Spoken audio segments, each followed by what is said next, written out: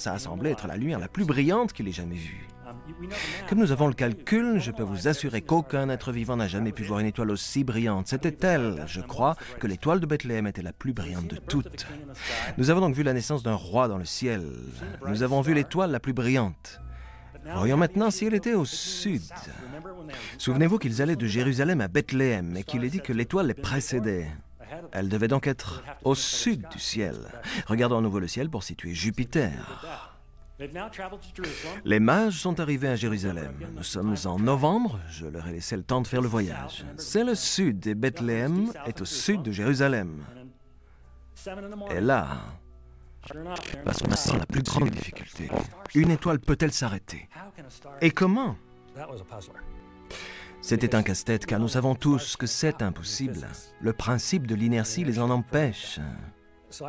J'ai beaucoup réfléchi et j'ai compris que je prenais le problème à l'envers. Je me trompais. Le problème n'est pas que les étoiles ne peuvent pas s'arrêter, mais qu'elles sont toujours en arrêt. Elles bougent, mais comme l'aiguille des heures sur votre montre, vous ne la voyez pas bouger. Vous savez qu'elle bouge, mais vous ne le voyez pas. Si le problème est que les étoiles sont toujours arrêtées, qu'a voulu dire Matthieu, vous savez qu'elles bougent, mais vous ne le voyez pas. Si le problème est que les étoiles sont toujours arrêtées, affirmant que l'étoile s'est arrêtée, eh bien, je pense qu'elle a reculé.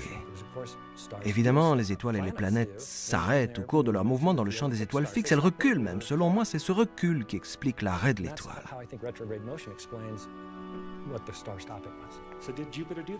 Est-ce que Jupiter a fait ça? Vérifions. Je vais animer Jupiter et lui faire une queue.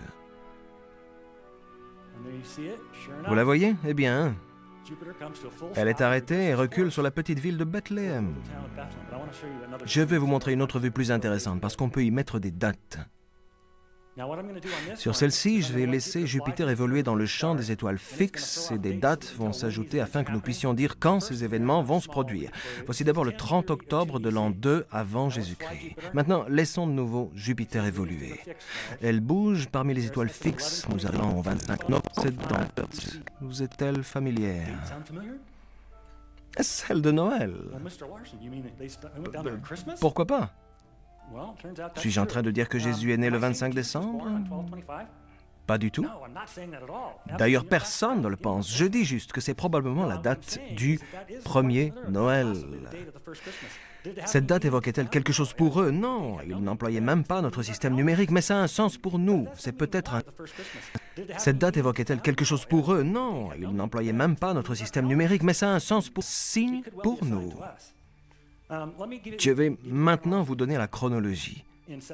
En septembre de l'an 3, avant Jésus-Christ, Jupiter couronne Régulus en Léo et Virgo paraît. Enveloppé de soleil, la nouvelle lune naissant à ses pieds. Rosh Hashanah, le nouvel an juif, 9 mois plus tard, la plus grosse des planètes se joint, la plus brillante, pour former l'étoile la plus resplendissante qu'un être humain ait vue, juste au-dessus de Jérusalem où les mages arrivent en novembre. Ils vont dire à Hérode, « Nous avons vu l'étoile. Où est l'enfant Jésus ?» Hérode répond, « À Bethléem. » Ils quittent donc Jérusalem pour se rendre à Bethléem, situé à 8 kilomètres. Ils lèvent les yeux et voient l'étoile, Jupiter, juste au-dessus de cette petite ville de Bethléem. L'un des experts en calcul du groupe s'écrie « Attendez, elle recule !» Elle recule et s'est arrêtée au-dessus de la petite ville de Bethléem. Ils arrivent à Bethléem le 25 août de l'ensemble. La mire, ils trouvent le bébé, mais est-il dans une crèche? Non, il a changé d'endroit. Il se trouve dans une maison. En grec, on le décrit comme un païdion, un petit enfant. Ils le rejoignent et lui présentent ses fabuleux cadeaux le 25 décembre 2 avant Jésus-Christ, date du premier Noël. Après vous avoir parlé de l'étoile de Noël, je vais vous révéler quelque chose.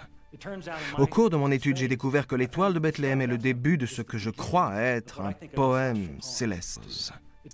Au cours de mon étude, j'ai découvert que l'étoile de Bethléem est le début de ce que je crois être un poème. Il se termine à la mort de Christ. Pour vous montrer le poème entier, je vais vous amener au jour de la crucifixion. Je vous parlerai de la Pentecôte, mais d'abord je dois vous donner des informations pour vous permettre de comprendre. Jésus a été tué à la Pâque. La fête juive suivante est la Pentecôte, 50 jours après la Pâque. Les Juifs qui pouvaient se le permettre venaient de partout fêter la Pentecôte. Des gens d'autres pays se pressaient à Jérusalem, si bien qu'il y avait de nombreux étrangers en ville. Rétablissons la chronologie de la mort de Christ. Souvenez-vous qu'il est mort et qu'il a été enseveli à la Pâque. Il est ensuite ressuscité et la Bible dit qu'il est apparu aux hommes et qu'il est resté là pendant 40 jours, presque jusqu'à la Pentecôte.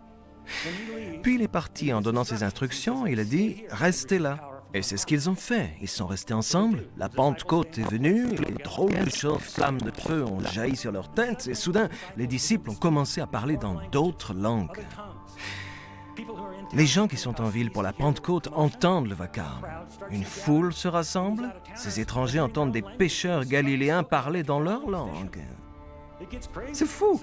La foule est si dense qu'il y a des éléments perturbateurs derrière. L'un d'eux s'écrie « Ils sont sous !» Alors Pierre objecte, il dit « Mais non, il n'est que 9 heures. » L'un d'eux s'écrie « Ils sont sous !» Alors Pierre objecte, il dit « Mais non, du matin. » Comme j'ai fait des conférences à un tas d'étudiants, je ne suis pas sûr que l'argument soit valable. Ce qu'il a fait ensuite est fou, n'essayez pas de l'imiter. Face à cette immense foule houleuse et à ces moqueurs, Pierre cite un prophète d'autrefois, Joël. Il se lève et il cite Joël, « Je ferai des prodiges en haut dans le ciel et des signes miraculeux en bas sur la terre. Du sang, du feu et une vapeur de fumée. Le soleil se changera en ténèbres et la lune en sang avant l'arrivée du jour du Seigneur, de ce jour grand et glorieux. »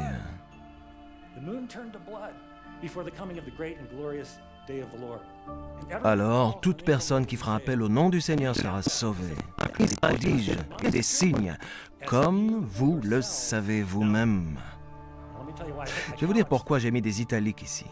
C'est un point très intéressant. Je vais paraphraser ce qui vient d'arriver. Face à une foule houleuse, Pierre tient bon et dit, en fait, Joël a prédit beaucoup de choses, vous l'avez vu. Jamais vous ne diriez ça à une foule hostile sans qu'ils aient vu ces choses. Or, l'une de celles qu'ils sont censés... Jamais vous ne diriez ça à une foule hostile sans qu'ils aient vu ces choses. Or, l'une à avoir vu était la lune en sang. Vous savez ce que c'est? Je croyais que c'était juste du langage prophétique, mais je me trompais. En fait, c'est un terme technique antique qui avait un sens précis. Ça signifiait une éclipse lunaire. Pourquoi appelle-t-il ça une lune en sang? Parce que lorsqu'il y a une éclipse lunaire, la lune est dans l'ombre de la Terre et n'est plus illuminée directement par le soleil. La seule lumière qui frappe la lune dans ces conditions se réfracte dans l'atmosphère de la Terre et elle est rougeâtre. Le même phénomène colore parfois en rouge les couchers de soleil. Lorsque la lumière entre dans notre atmosphère et qu'elle est rougeâtre, elle éclaire la lune de la même couleur. Vous avez déjà vu ça? C'est parfois très spectaculaire. En fait, Pierre a dit que Joël avait affirmé « Il y a une lune en sanctification de Jésus. Nous ne saurons pas à quel moment regarder le ciel. Nous devons savoir quel jour étudier le ciel pour voir la fin de ce poème. Nous avons des indices. » J'en profite pour vous recommander de nouveau mon site web, bethlehemstar.net. Il y a des tas d'informations fascinantes sur ce site au sujet de la date de l'exécution de Christ. Premièrement, nous savons que c'était le jour de la préparation du sabbat. Le sabbat allait comme Christ. Premièrement, nous savons que c'était le jour de la préparation du sabbat.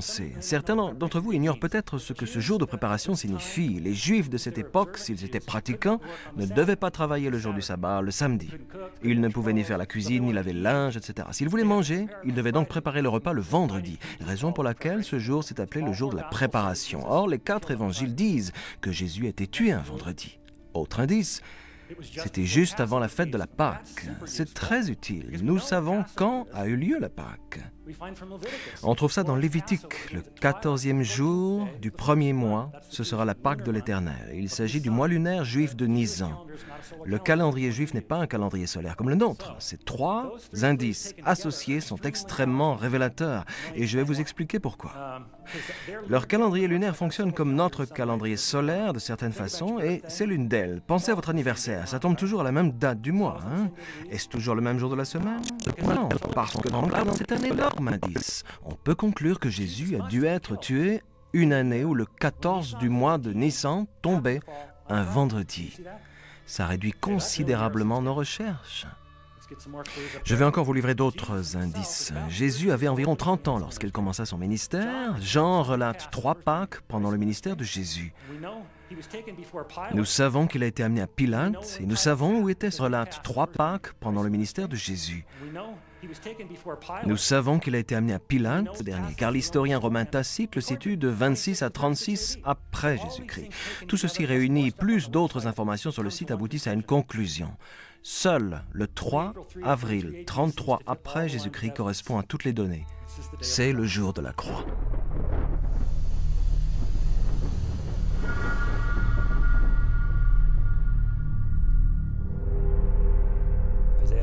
Ésaïe a dit que le Messie a été frappé si cruellement qu'on reconnaissait à peine son aspect humain.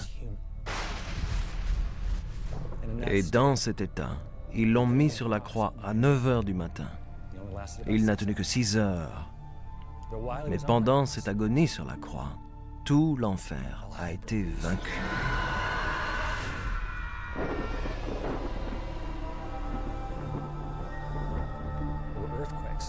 Il y a eu des gigantesques tremblements de terre assez forts pour déplacer des nuages de fumée qui ont assombri le soleil. Des tombes se sont ouvertes. Dans le temple de Jérusalem, le voile du lieu très saint qui séparait la partie la plus intime du sanctuaire de celle où le peuple se rassemblait, ce voile s'est déchiré en deux, de haut en bas. Ce qui montrait que les gens ordinaires avaient un acte. Ce voile s'est déchiré en deux, de haut en bas.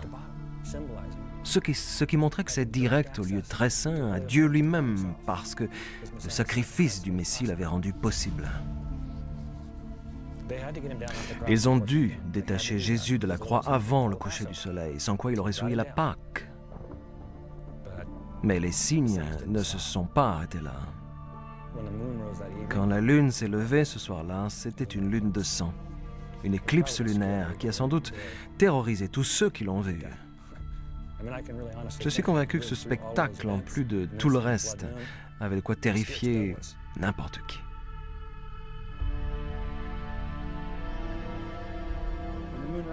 Quand la lune se lève, l'éclipse est déjà commencée. C'est une lune de sang. Je ne sais pas ce que les soldats romains ont dit en voyant ça, mais ne pensez-vous pas qu'ils étaient terrorisés? Après tous ces événements suivis de cette lune de sang, ils ont dû se dire « Oh non, je vais enchaîner dans les Écritures, parce que je voudrais puiser quelques informations chez Marc. » Je vais survoler ce passage parce que tout ce qui m'intéresse, c'est le moment de la journée. C'était 9 heures du matin quand ils le crucifièrent. À midi, il y eut des ténèbres sur tout le pays jusqu'à 3 heures de l'après-midi. Et Jésus s'écria.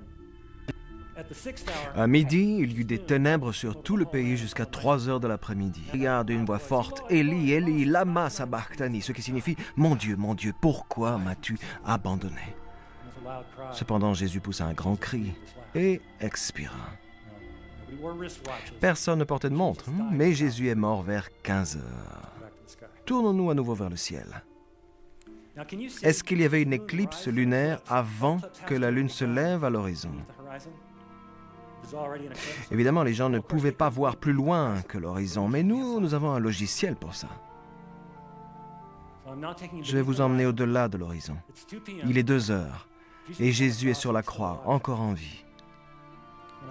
Je vais animer le ciel et je crois que vous ne serez pas étonnés de ce que vous allez voir. Une éclipse a commencé quand Jésus est mort sur la croix. Et ce n'est pas tout. Peut-être à sa conception. Image magnifique. Jupiter couronnant Régulus en Léo, Virgo qui se lève revêtu de soleil, la nouvelle lune à ses pieds, Roche Hashanah spectaculaire. Et maintenant nous tournons vers le ciel, à la mort de Christ et vers les constellations. Vous le voyez, la lune est revenue au pied de Virgo, mais maintenant elle est pleine. Une vie vécue pleinement est tachée de sang. Une vie vécue pleinement est tachée de sang.